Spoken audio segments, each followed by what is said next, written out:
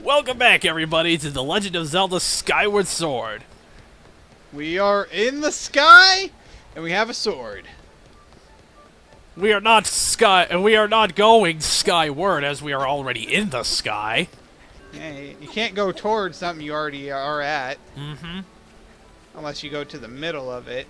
Which I guess there's the middle of this, but it's kind of in the ground because this is a floating island. It has 3 dimensions. Craziness. Right. I believe we're gonna start exploring the waters here now that we have the water dragon scale. Oh yeah. Swimming it up like every other Zelda game. Although this looks like it controls a lot better. Something down here. What could possibly be on the other side of this? Well, let's see. Attention. A treasure chest and a goddess chest. Oh, nice. In here, Nice. Doodly doodly. 100 rupees. Ba-da-ba. So money.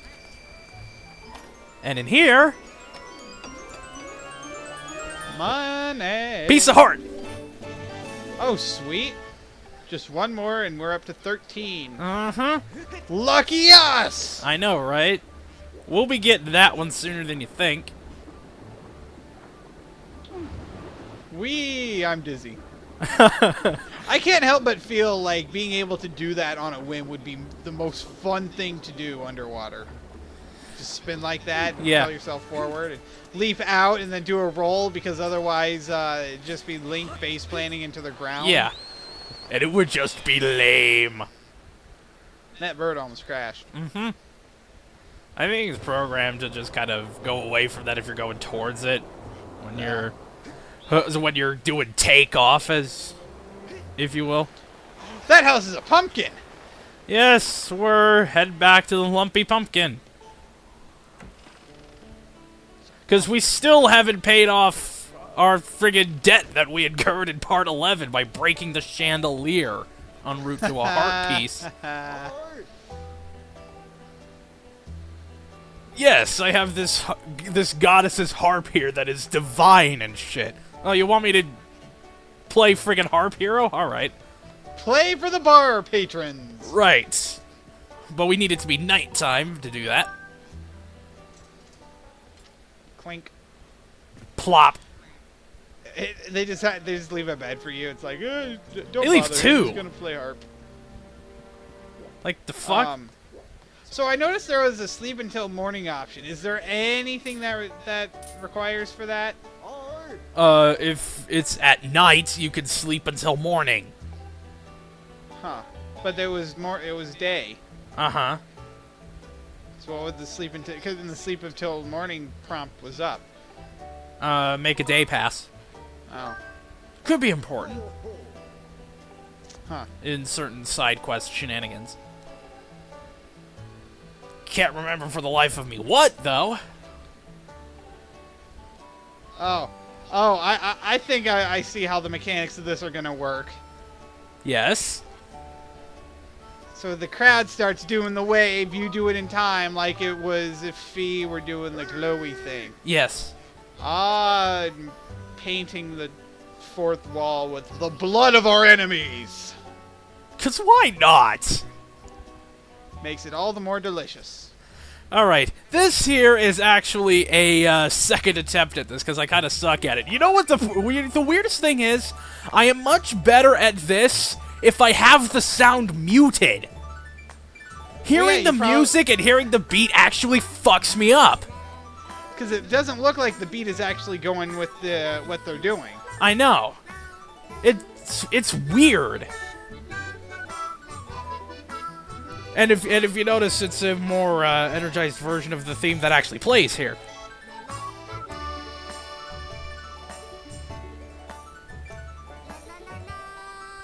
Freestyle it! When they're no longer moving their arms, you can just go apeshit. Tap that harp, Link. Maybe someday you will be able to play through the Fire and Flames on Expert or some shit. You were kind of going the opposite direction there. I know. It doesn't matter which direction you go, as long as you go in time. Ah. So they're a metronome as opposed to a direction prompt. Mm-hmm. Which is a really bad metronome that jumps to the beat and doesn't actually keep time with the song.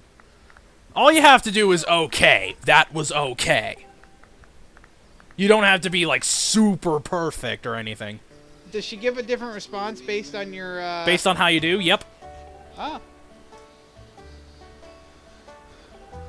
Well, that was the last job for, paying for that chandelier. And because this guy's such a nice guy and we paid off our debt, he gives us a piece of heart.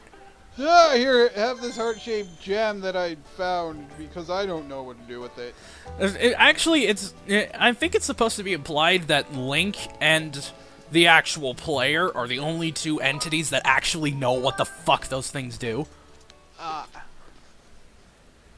that's what I said.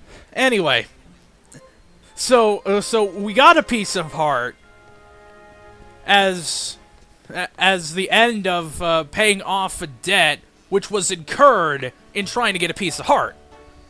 Ah, Nintendo. You so crazy. Well, at least that new chandelier doesn't have rupees and shit all over it. I know, right? Adventurers to break it down. It's a fancy looking chandelier. It's a lot more fancy than it's a lot more fancy than the one we fucking broke. I had to not pay my mortgage for 2 months for it. Whatever, man. Okay, so at this point, you can actually do the jobs that actually get paid for them. So clearly, the chandelier was appropriate decoration for this bar. Yeah.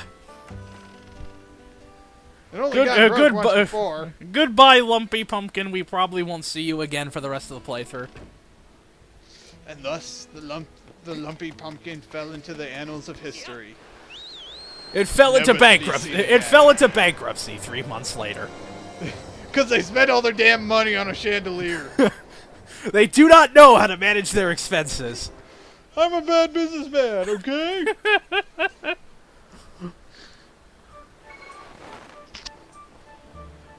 Right. Back at the shop. Oh, yeah, gonna go buy things. Well, I'm not specifically gonna buy things here. Oh. Gonna go get items. Yeah. I'm basically, we picked up a cursed medal at the end of part 33. Yeah. That love triangle. It's like watching Legend of Korra. With about as much characterization. Which really is to say none. Right. I'm gonna swap this out for the cursed medal, just to show you what it does. Okay. The cursed medal will not allow you to open your pouch, but it increases heart drops, rupee drops, treasure drops. It increases everything. But you're unable to open your pouch, so no shield, no extra ammunition, none of that. No bottles, no nothing. Any other medals that you have equipped in your pouch will still have its effect. But you just can't open the pouch. So that would be kind of decent for self-imposed challenges. Yeah. Although you'd be getting a whole bunch of money. You'll be getting a whole bunch of money, nice bit of heart drops, some good treasure drops. It would probably help for a 3 heart run as well. A 6 heart run. 6 heart run. Yes, I forget. You start with double the health. Yeah. Because Link is supposed to be an adult in this. Basically, like 19. Basically, both the heart medal and that their cursed medal can help in a 6 heart run. Link is supposed to be an adult, but I'm pretty sure he's younger than both you and I. Well, that could still make him an adult. Yeah, I guess. Because we're both in our 20s. Albeit just God, barely. We are. Yeah, I know. I'm only on my. I've only just completed my first month of being 20 years old. Your first full month, and your voice cracked again. Yeah, I know. Back here in Beetle's Air Shop. That's so attractive in a guy my age. My voice cracks. Yes. Oh yeah, more wallets. Uh-huh. So this is the third and final extra wallet you can buy. Well, they don't need to get just bigger wallets. Just make him have more wallets. So our rupee capacity is now 1,900. So he has what, like 4 bags of gems hanging from his belt? I'm gonna guess so. Buy another adventure pouch slot. You know what would have been a neat weapon for the last dungeon? What? A crossbow. Eh. It would work with the clockwork design. Oh, another pouch slot. Uh-huh. This one was 600 rupees. I think the other one we bought from him was 300. Raising prices? What? Okay, so you saw my rupee count drop. Off screen I bought a couple of heart potions, I believe. I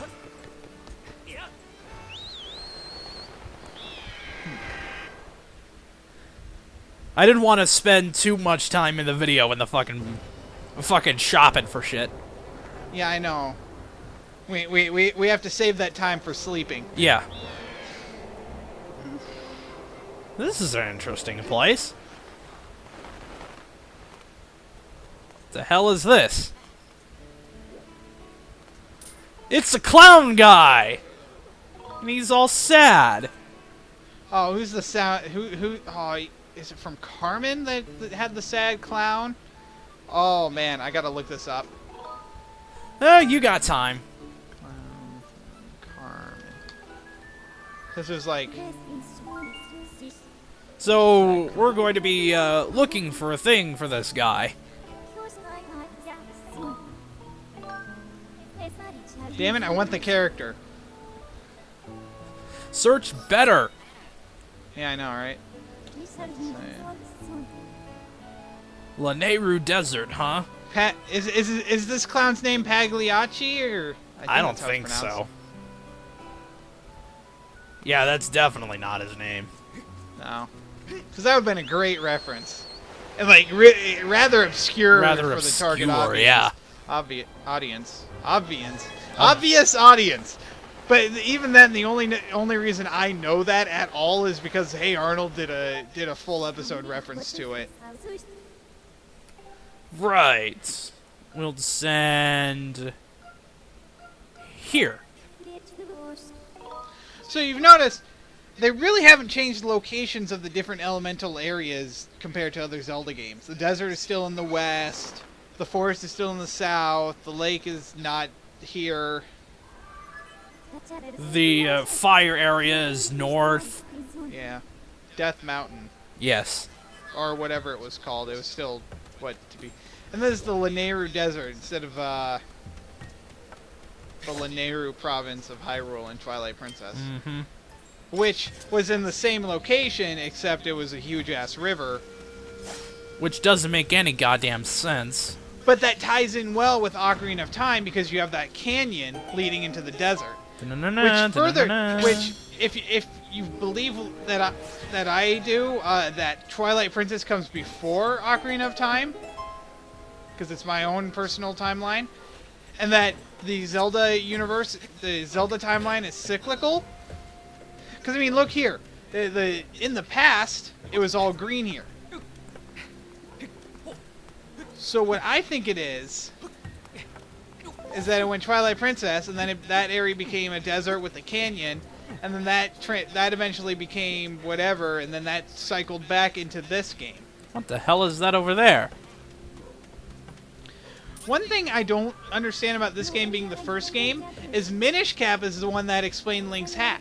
Mm-hmm. So this has to come after Minish Cap because of the hat. But it does explain the Master Sword. So it's like... what is it? It's after... It should be after Minish Cap. But Everyone before, forgets about Minish Cap. Yeah, Minish Cap wasn't that bad of a game, though. Oh yeah, flying robot monkey thing. Yes. Scrapper be his name. Scrapper! Scrapper! He keeps calling us Master Short Pants. Is Link wearing pants or tight? It looks like he's wearing pants, and they go to his ankles, so how can they be short? Uh-huh. Unless he's talking about the tunic part that goes under the belt. Oh, shit. I did not jump off from the right spot. He was like, oh, okay, Fee, time to die. Well, bottomless pits do not harm you in this game, oddly. Alright. Because that'd be unfair. That would totally not be fair, says the guy who has played more Zelda games that actually do damage you if you fall into a bottomless pit. Yeah. Shit.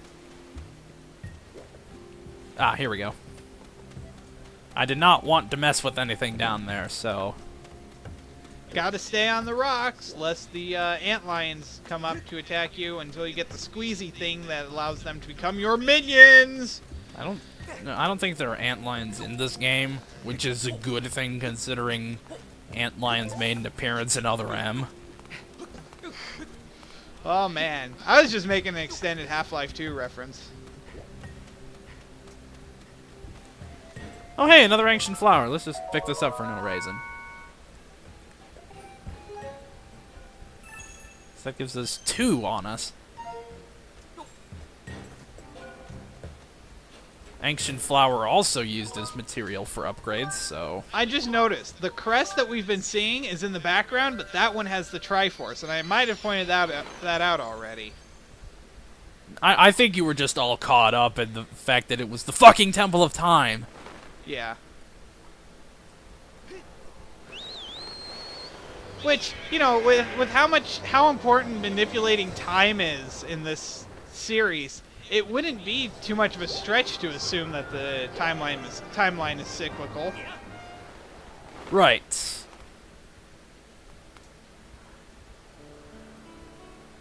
Cutscene. I think we found your thing. Drop. Ah, called it. Every time, man. Finesse, what's that? Fuck Apparently that. that's how the robot talks. Uh. And of course, people wearing ridiculous things on their back that lights up and shit is a standard of the Zelda series. Mm-hmm. It's not nearly as, you know, ubiquitous of the character designs, but it's there. Oh, goody. We got ourselves 5 more star bits. Oh. It's so lazy that they just use the Starbits model. Yoo-hoo! Your voice actually... cracked there, even there. But not nearly as much. Nick. My throat is dry. I haven't been drinking in between parts. Like Shot out of a cannon. Yeah, that's safe. Is it a flying circus? Maybe.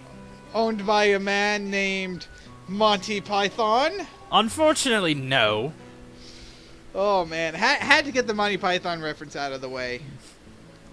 34 parts in. The obligatory Monty Python. We could have made that reference in part 32. Really now?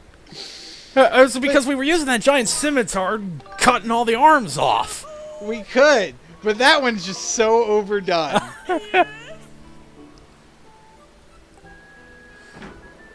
This looks totally safe. Oh yeah, this is almost as safe as getting shot out of the stone cannon in Twilight Princess. Right. Let's see how I do in this friggin' minigame. Whee! Or getting shot out of the catapult in Wind Waker. Oh yeah, that was always fun. So you're in free fall. You try and go through all the rings and avoid the spheres. So does he know what would he have done this still if Link did not have a parachute? You're not allowed to use your parachute. So this is a minigame you can only do once. If we were going by real life circumstances, yes. But this is a video game.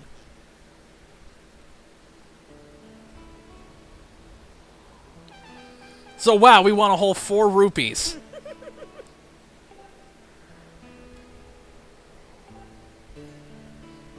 Special prize for someone who can pass through all 5 rings and land on the 50 rupee space. Oh god, how long does that take? It takes a fair bit of practice. Something I don't have the patience for right now.